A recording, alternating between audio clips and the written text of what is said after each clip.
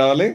ఇప్పుడు సోదరుడు జయభారత్ జాతీయ కార్యదర్శి, అదేవిధంగా ఆంధ్రప్రదేశ్లో సామాజిక విప్లవ రణబేరి యొక్క బాధ్యుడు, ఇంకా అనేక సంస్థల యొక్క బాధ్యుడు, ప్రజాస్వామ్య పరిరక్షణ ఐక్యవేదిక నాయకుడు, అదేవిధంగా అనేక బాధ్యతల్ని మోస్తున్నటువంటి మాకు అందరికీ గర్వకారణమైనటువంటి మాలల్ని డైరెక్ట్గా వర్గీకరణ ఉద్యమానికి తరలించి చరిత్ర సృష్టించినటువంటి మాకు అధిజ్ఞాసి లోకనాథ్ మాట్లాడు. మిత్రులారా, ఉదయం నుంచి చాలా ఓపికగా ఉన్నందుకు అందరికి ధన్యవాదాలు. మీరు ఒక గొప్ప, చాలామంది మాట్లాడారు, రమణమూర్తి లాంటి వ్యక్తి నాకు చాలా చాలా ఆశ్చర్యం కలిగింది. ఆయన చాలా తక్కువ సమయంలోనే ఎంతమంది హృదయాల్ని గెలుచుకున్నాడు అనేటువంటిది. చాలా తక్కువ సమయంలో, పరిచయంలోనే ఆయన ఎంతోమంది హృదయాలలో ఒక తిరుగులేని విధంగా తన సిద్ధాంతాన్ని ఎలా దాన్ని పాదుకొల్పాడు అనేటువంటి చూసి చాలా ఆశ్చర్యం కలిగింది. మిత్రులారా, రమణమూర్తి ఒక వ్యక్తి కాదు. రమణమూర్తి అనేటువంటి నేను ఐఎమ్ రమణమూర్తి. కశ్యపరెడ్డి ఉన్మాదులారా, మీరు అనుకుంటున్నారు రమణమూర్తి ఒక వ్యక్తి కాదు, ఒక శక్తి. రమణమూర్తి ఒక వ్యక్తి కాదు, ఒక శక్తి. తన ఆశయంతో, తన ఆలోచనతో భారతదేశం అంటే ఏంటి, దేశభక్తి అంటే ఏంటి, ఎందుకు భారతదేశంలోనే బుద్ధుడు జన్మించాడు, ఎందుకు భారతదేశంలోనే వివేకానందుడు వచ్చాడు, ఎందుకు భారతదేశంలోనే ఉపనిషత్తు ఉద్భవించింది, అసలు దేశం అంటే ఏంటి, దేశభక్తి అంటే ఏంటి, నేను భారతదేశాన్ని ఎందుకు ప్రేమిస్తాను, భారతీయుడిగా ఎందుకు గర్వపడతాను అనేటువంటి దానికి అర్థం చెప్పినటువంటి ఒక మహోన్నతమైనటువంటి వ్యక్తి రమణమూర్తి అంటే. రమణమూర్తి ఏ రకంగా నువ్వు నిర్మూలించగలవు, రమణమూర్తి ఏ రకంగా నువ్వు లేకుండా చేయగలవు. రమణమూర్తి అంటే భారతదేశం, రమణమూర్తి అంటే ఒక అష్ఫాకుల్లా ఖాన్, రమణమూర్తి అంటే ఒక భగత్ సింగ్, రమణమూర్తి అంటే ఒక అల్లూరి సీతారామరాజు. ఆయన చెప్పారు కదా, నేను చనిపోతే నా రక్తం నుంచి 100,000 మంది పుట్టుకొస్తారని. ఆల్రెడీ పుట్టుకొచ్చిన రమణమూర్తులు. రమణమూర్తి ఎక్కడ ఆపగలవు నువ్వు? భారతదేశం కాకుండా మీరు అడ్డుపడతా ఉన్నారు. భారతదేశం అంటే మహాత్మా గాంధీ, భారతదేశం అంటే అష్ఫాకుల్లా ఖాన్, భారతదేశం అంటే మహాత్మా గాంధీ ఒక అష్ఫాకుల్లా ఖాన్. శిరము ఇచ్చుడు కోరిక ఇప్పుడు పొంగుతున్నది మా మదన్, చూడవలన హంతకుడి ఆయుధముల్లో సత్యమెంత అనేటువంటిది మాట ఇచ్చినటువంటి మనిషిరా రమణమూర్తి అంటే. శిరము కాపాడిన పోవును, నరికినితో శోభించును అనేటువంటి మాట ఇచ్చినటువంటి మనిషి రమణమూర్తి అంటే. భారతదేశం మట్టి పుట్టించినటువంటి ఒక మహోన్నతమైనటువంటి శిఖర భారతం అంటే. దుర్మార్గుడా, ఏమనుకుంటున్నావు నువ్వు, ఏమనుకుంటున్నావు నువ్వు రమణమూర్తి అంటే? అరే బచ్చా, తెలియక నువ్వు చాలా మంది రాత్రంతా ఫాలో చేసి బాధపడ్డారు, ఏడ్చారు. ఏమనుకుంటున్నాడు వాడు? రమణమూర్తి అంటే ఎవరు? నువ్వు పుట్టించగలవురా ఎదుటి మనిషిలో కన్నీళ్ళని, నువ్వు పుట్టించగలవు ఎదుటి మనిషిలోంచి కన్నీళ్ళని, నువ్వు పుట్టించగలవు అవతల వాటి నరాల్లో దేశభక్తిని. భారతదేశం అంటే ఇది. దేశ సమైక్యత కోసం, దేశ సమైక్యత కోసం తన జీవితాన్ని పరంగా పెట్టాడు రా మూర్ఖుడా. తెలుసుకో, నీకు నిజంగా దేశభక్తి ఉందా? రమణమూర్తి పాదాక్రాంతుడు అవుతావు. నీకు నిజంగా హిందూ మతం అంత ప్రేమ ఉందా? వేదాల మీద, ఉపనిషత్తుల మీద, పురాణాల మీద నీకు భక్తి భావం, గౌరవం ఉందా? కన్నీళ్లతో రమణమూర్తి పాదాలను కడుగుతావురా మూర్ఖుడా. ఈరోజు హిందూ మతాన్ని సహస్రాబ్దాలుగా హిందూ మతం ఏదైతే ప్రవచిస్తుందో, వివేకానందుడు ఏ విలువ అయితే ప్రపంచ దేశాలకి వెలుగులు విరజిమ్మాడో భారతదేశ సౌభాగ్యాన్ని, భారతదేశాన్ని ఏ రకంగా మహానీయులు పునీతం చేశారో ఆ వరుసలో పుట్టినటువంటి మహోన్నతుడు రమణమూర్తి అంటే. ఒక రామకృష్ణ పరమహంస, ఒక వివేకానందుడు. మూర్ఖుడా, నీకు తెలియకపోతే, నీకు అజ్ఞానంతో కళ్ళు మూసుకపోతే విను రమణమూర్తి గారి ప్రసంగాలు, తెలుసుకో రమణమూర్తి గురించి. ఇవాళ ఒక వ్యక్తి కాదు, లక్షలాది మందిని ఆవహించినటువంటి ఒక శక్తి రమణమూర్తి. మీరు అనుకుంటున్నారు ఒక వ్యక్తి అని, మీరు అనుకుంటున్నారు రమణమూర్తిని ఒక వ్యక్తి అని. ఇక నుంచి చూస్తారు మీరు, ఇప్పుడు దాకా చూశారు మీరు. అరే ఎన్నో వందల వేల మంది నాస్తికులని చెప్పబడుతున్నటువంటి వాళ్ళు, కమ్యూనిస్టులని చెప్పబడుతున్నటువంటి వాళ్ళు, హిందూ మతం అంటే ఏంటో తెలియకుండా అజ్ఞానంగా చులకనగా మాట్లాడినటువంటి వాళ్ళు ఇవాళ రమణమూర్తి హిందూస్వర్ ప్లూరలిటీ అండ్ ఈక్వాలిటీ అని చెప్పి మాట్లాడుతున్నట్టు మాటలకు పరవశలైపోతున్నారు. ఇదా హిందూ మతం? ఇంత విశిష్టత ఉందా హిందూ మతంలో? ఇంత విద్వేషరహితమైనటువంటిదా? ఇంత సమానత్వం గురించి ఉందా హిందూ మతంలో? మాకు తెలియదా ఇప్పుడు దాకా అని చెప్పి వందల వేల మంది మేధావులు ఇవాళ సలాం కొడుతా ఉన్నారు. ఇది మార్గం అంటే, ఇది పోరాటం అంటే, మార్గం అంటే, ఇది భారతీయత అంటే, ఇది దేశం అంటే. రమణమూర్తి గారు చెప్పారు కదా, మూర్ఖుడా. ఆయన చెప్పాడో తెలుసా? ఈ ప్రపంచంలో నేను ఏ మూల పుట్టినా భారతదేశాన్ని ఎత్తుక్కుంటూ వచ్చేటువంటి వాడిని. ఈ ప్రపంచం ఏ మూల పుట్టినా నేను భారతీయుడిగా ఉండడానికి ఇష్టపడేటువంటి వాడిని. భారతదేశంలో పుట్టాలని ఈ దేశాన్ని ప్రేమించడం కాదు, భారతదేశంలో ఉన్నానని ఈ దేశం గురించి నేను గర్వంగా భారతీయుడిని చెప్పుకోవడం కాదు. భారతీయ విలువలు, భారతదేశం ఏ విలువలకైతే ప్రాతిపదికన ఉందో ఆ విలువలకి నేను భక్తుణ్ణి, నేను భారతీయుని మాత్రమేనటువంటిది ఆయన చెప్తే ఎవరి మీద దాడి చేస్తావు నువ్వు? ఎవరి మీద దాడి చేస్తావు? ఎన్ని విషయాలకు ఆయన సమన్వయం చేశాడు, ఎన్ని విషయాలకు ఆయన సమన్వయం చేశాడు. ఈరోజు ఎవరైనా మాట్లాడగలరా? హిందూ మతంలో కులం ఉంది, హిందూ మతంలో వివక్ష ఉంది అని అంటే ఏడుంది వేదాల్లో సమానత్వం సూక్తాలు ఉన్నాయని చెప్తున్నాడు. ఉపనిషత్తులు వేదాలు ధిక్కరించాయి. హిందూ మతంలో ఒకదానికొకటి ధిక్కరించుకుంటూ ఆ పరిణామ క్రమంలో ఎన్నో అద్భుతమైనటువంటి విషయాలను ఆవిష్కరించాయి. ఉపనిషత్తులు అనేటివి ప్రతి మనిషికి, మానవాళంతటికీ అందాలని చెప్పి, ఇది సిద్ధాంతం, ఇది మూఢభక్తి కాదు. అద్భుతమైనటువంటి ఫిలాసఫీ భారతదేశంలో ఉంది.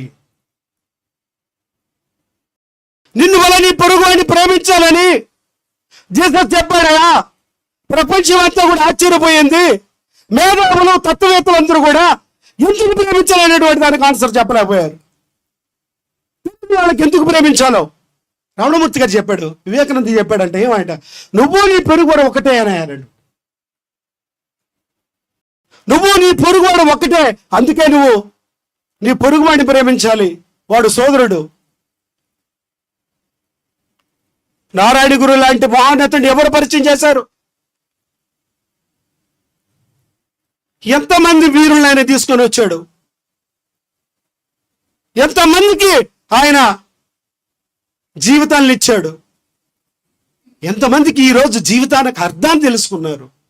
అరే మూర్ఖుడా, నీలాగా పార్టీలు కాదు, నీలాగా వసూలు కాదు, నీలాగా ఉన్మాదం కాదు, నీలాగా అవతల మనిషి మీద నచ్చకపోతే దాడి చేయడం కాదురా. నమ్ముకున్న సిద్ధాంతానికి, ఆశయానికి ఎట్లా సమర్పించుకోవాలి ఆ ఖడ్గానికి అనేటువంటిది నేర్పాడురా.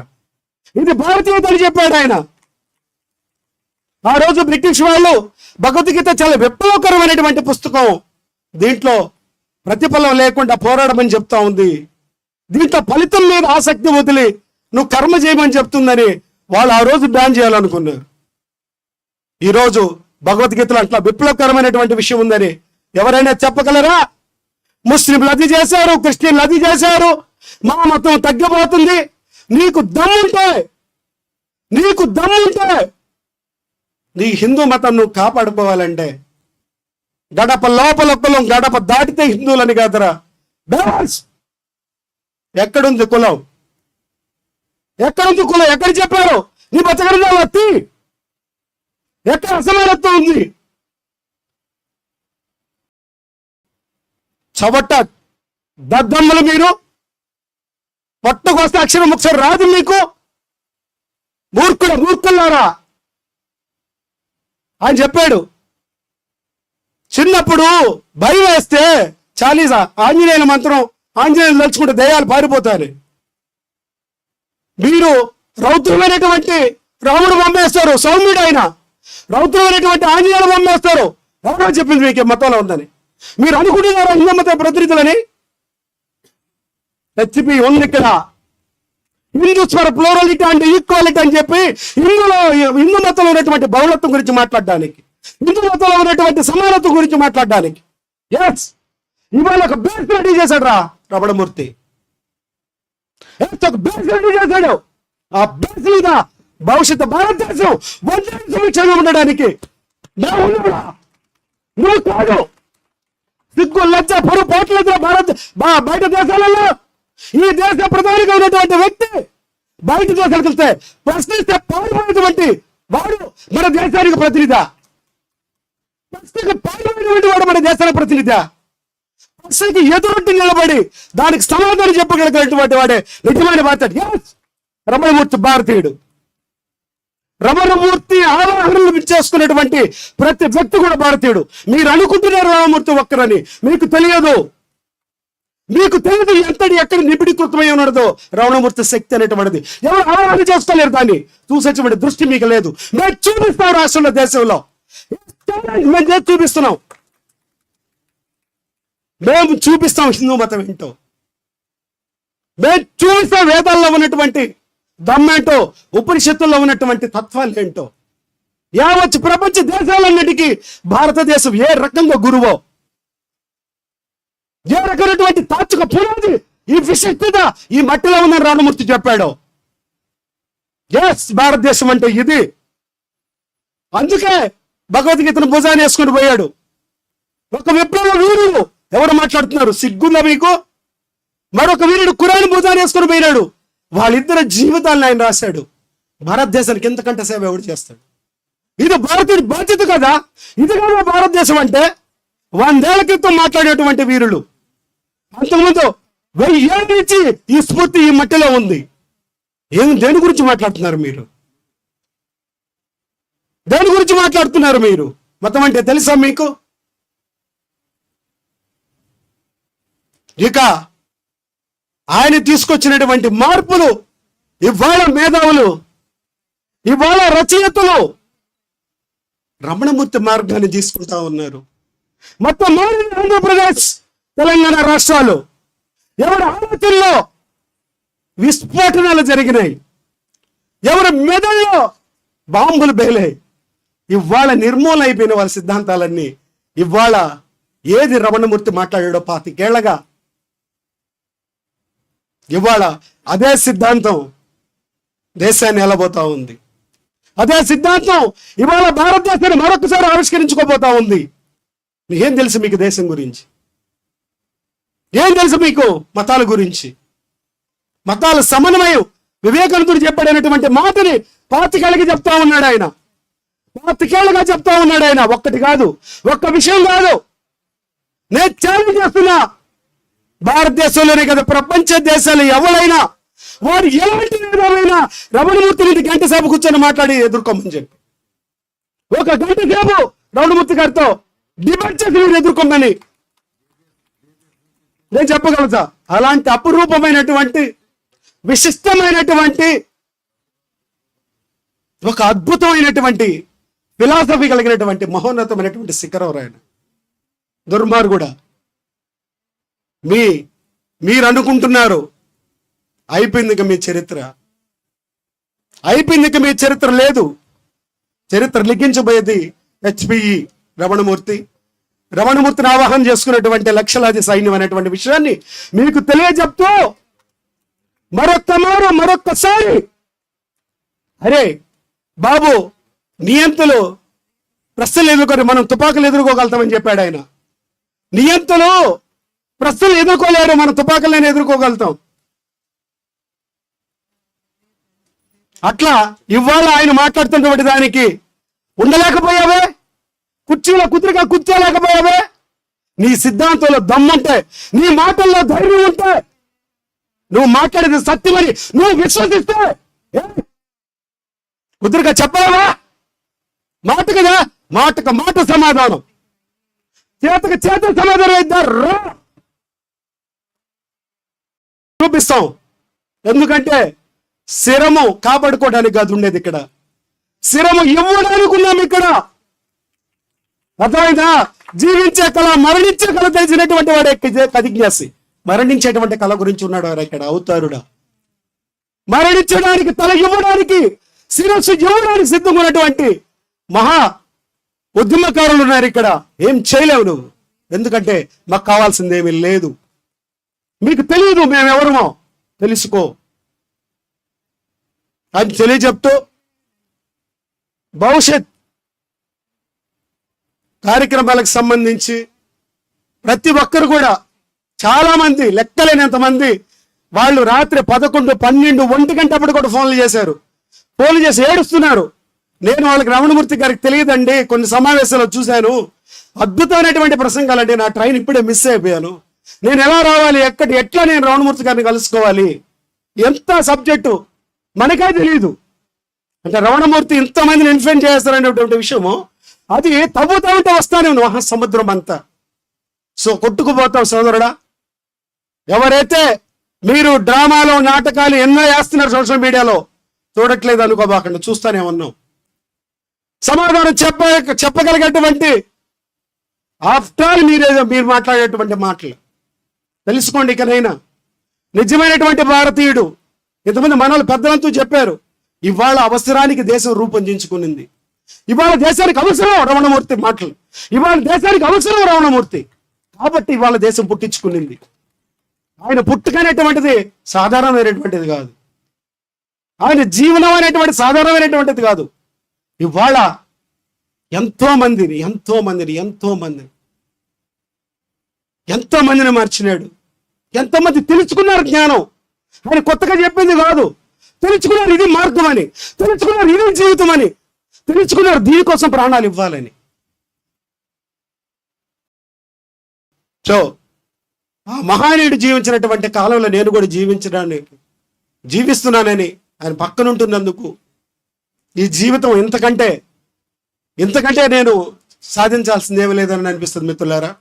సో సమర్పిత ఇవాళ ఏదో అంటారు, ఆ రకంగా ఇవాళ ఏదైతే ఆయన ఆవాహన చేశారో దేశం గురించి, సమాజం గురించి, జీవితం గురించి, దానికి దాసుడనయ్యి నేను ఇవాళ చెప్తున్నాను.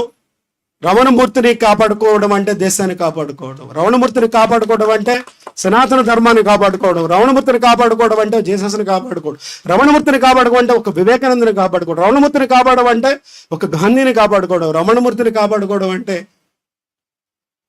హిందూ మతాన్ని కాపాడుకోవడం, అన్ని ధర్మాల్ని మనం కాపాడుకున్నాడు. సో మిత్రులందరూ కూడా మన భవిష్యత్తు కార్యక్రమానికి సంబంధించి సంసిద్ధులుగా ఉండాలని తెలియజేస్తూ ముగిస్తున్నా. జై భారత్. మోడీనో లేకపోతే ఇంకొకరు తలకాయలు పెట్టి ఏ విధంగా